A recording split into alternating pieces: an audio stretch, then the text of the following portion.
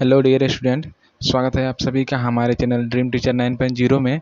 जैसा कि आप सभी को मालूम होगा कि सीटेट का नोटिफिकेशन आ चुका है और एग्ज़ाम का फॉर्म जो है वो 31 अक्टूबर से फिलअप होगा। तो अगर आप सीटेट की तैयारी नहीं किए हो तो प्लीज़ सीटेट की तैयारी में आप लग जाओ एंड आपका एग्ज़ाम अच्छा जाए।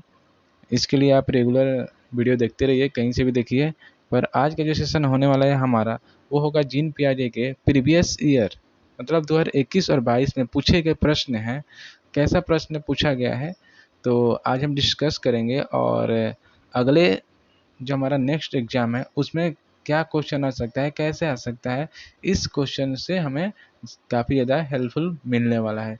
तो वीडियो में बने रहिए। अगर आप चैनल पर न्यू हैं तो प्लीज़ चैनल को सब्सक्राइब कर लीजिएगा और बेल आइकन को भी ऑन कर लीजिएगा ताकि नोटिफिकेशन आपको हमेशा मिलता रहे।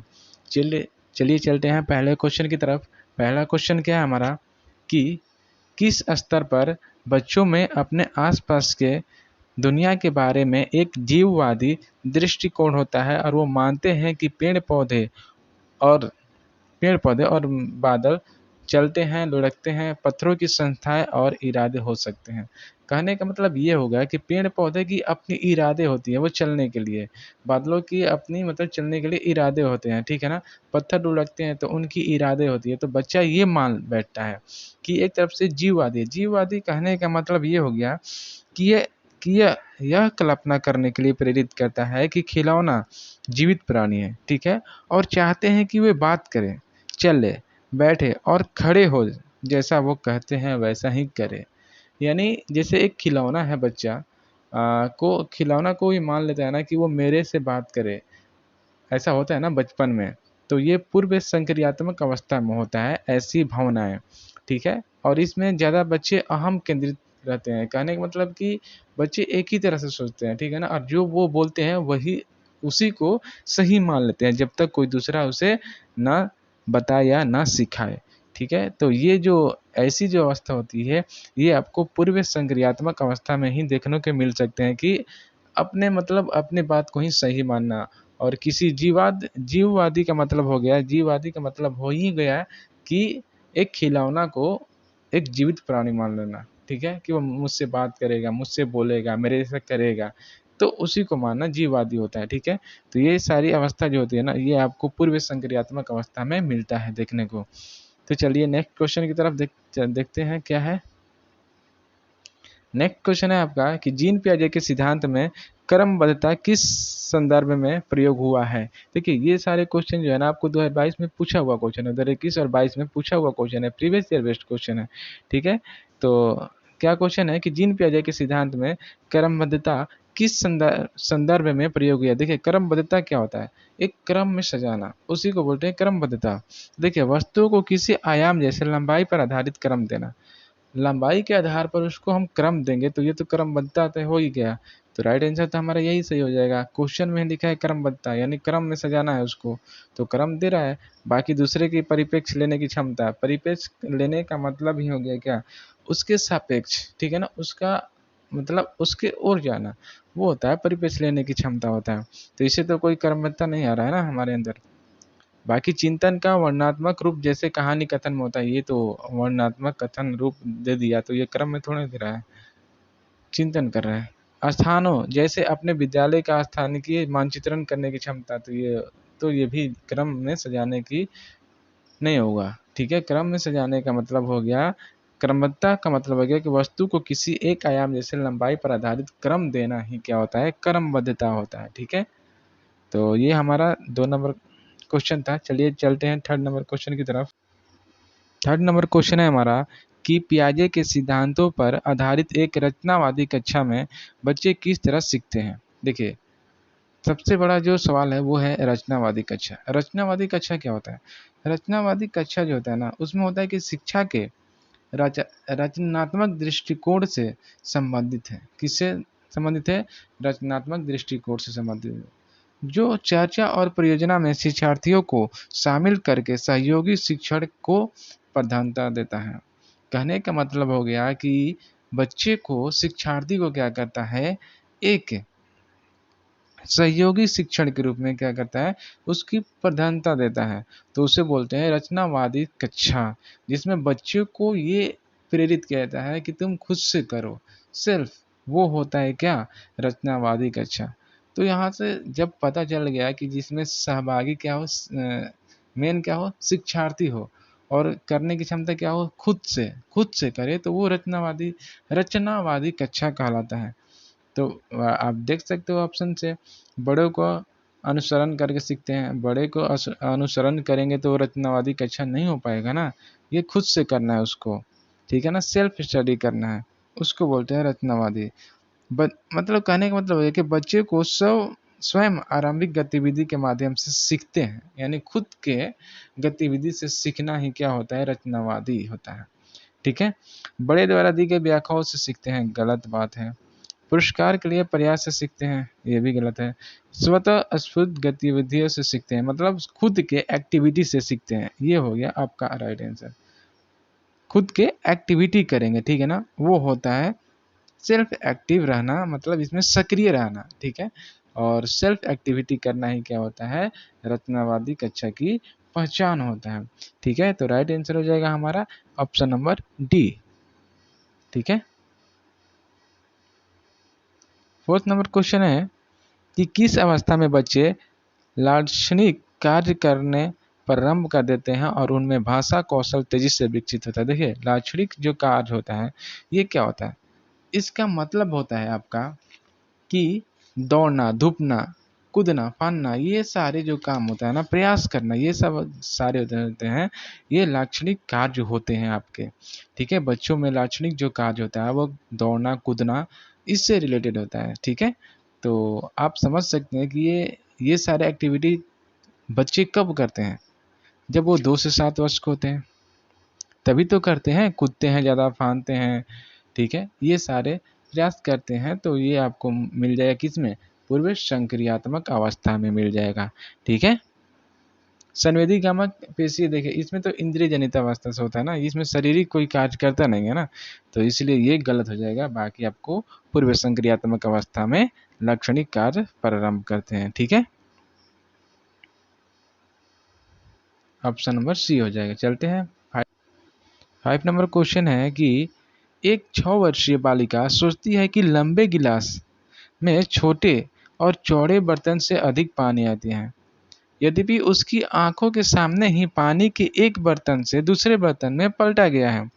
पियाजे के अनुसार बालिका की ये सोच किस योग्यता की कमी के कारण है। देखिए, उसके सामने ही एक बर्तन से दूसरे बर्तन में पानी को पलटा गया, फिर भी उसको लगता है कि चौड़ा जो लंबा गिलास है उसमें ज़्यादा पानी आता है चौड़े पानी के मुकाबले, ठीक है।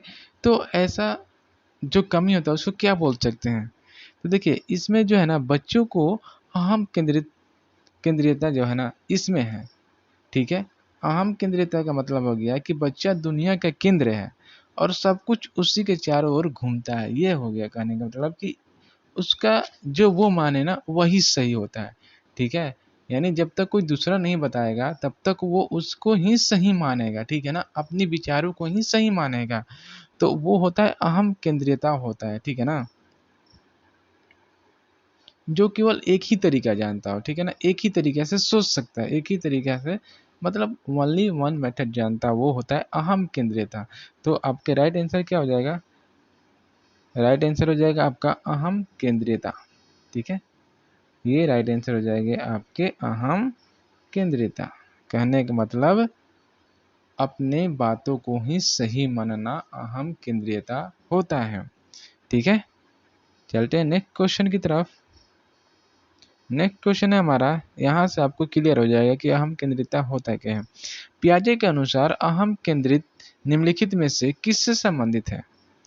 पर्यावरण ज्ञान का केंद्र नहीं, संवेदी गामक अवस्था, इसमें तो अहम केंद्रियता नहीं होता है ना।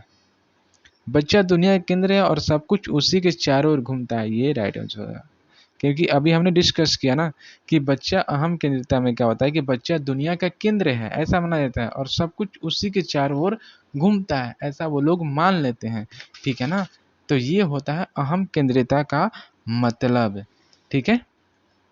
तो चलते हैं 7 नंबर क्वेश्चन की तरफ। इसका राइट आंसर हो जाएगा क्या? आपका option number C right answer हो जाएगा। ठीक है, चलते हैं नेक्स्ट क्वेश्चन की। हमारा 7 नंबर क्वेश्चन है कि राघव एक झाड़ू पर इस तरह से चढ़ने का अभिनय करता है मानो वो किसी घोड़े पर सवारी कर रहा है और उसकी ये क्षमता कहलाती है। देखिए, बच्चा क्या करता है, आपने कभी कभी देखा होगा घर में आपके बच्चे होंगे कि जो कुर्सी होता है ना, उसको हाथ से चलाते रहते हैं और उसको मान लेते हैं कि ये कोई गाड़ी है, ठीक है, कोई ट्रेन है, ऐसा कुछ अपने आप से मान लेते हैं। या फिर जैसे कोई छड़ी लेता है तो वो बोलता है कि ये गन है। तो क्या करता है, वास्तविकता के साथ अपने विचारों को संकेतों के साथ अपने विचारों क्या अपने प्रकट कर रहा है। ठीक है, तो इसमें बोल सकते हैं क्या कि जिसका साफ तौर पर देखिए यहाँ पर जो क्या दिया है, यहाँ पर बोल सकते हैं कि जो सांकेतिक प्रस्तुतिकरण है ना, इसको एक तरह से बोल सकते हैं क्या, प्रतीकात्मक प्रतिनिधित्व भी बोल सकते हैं, जिसमें ये कहा गया है कि बच्चा प्रतीकों को समझाने की क्षमता को विकसित करता है।